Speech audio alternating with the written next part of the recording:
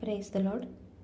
ఈరోజు దేవుని వాగ్దానం యెషయా 42 5వ వచనం నుంచి 7వ వచనం వరకు. ఆకాశమును సృజించి వాటిని విశాలపరిచి భూమిని అందులో పుట్టిన సమస్తమును పరిచి దాని మీదనున్న జనులకు ప్రాణమును దానిలో నడుచు వారికి జీవాత్మను ఇచ్చుచున్న దేవుడైన యెహోవా ఇలాగు సెలవిచ్చుచున్నాడు. గ్రుడ్డివారి కన్నులు తెరచుటకును బంధింపబడిన వారిని చెరసాల నుండి వెలుపలికి తెచ్చుటకును చీకటిలో నివసించు వారిని బందీ గృహములో నుండి వెలుపలికి తెచ్చుటకును యెహోవానగు నేనే నీతి విషయములలో నిన్ను పిలిచి నీ చేయి పట్టుకుని ఉన్నాను. నిన్ను కాపాడి ప్రజల కొరకు నిబంధనగాను అన్ని జనులకు వెలుగుగాను నిన్ను నియమించి ఉన్నాను. ఆమెన్.